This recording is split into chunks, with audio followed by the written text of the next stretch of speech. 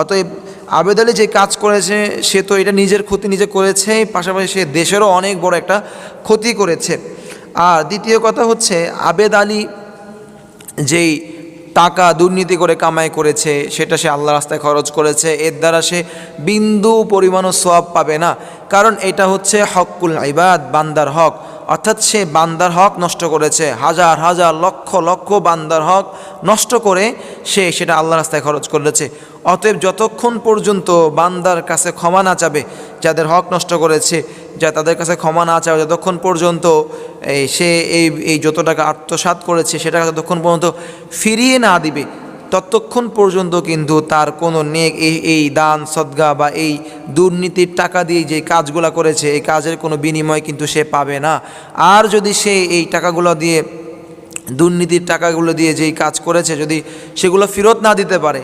অর্থাৎ যাদের থেকে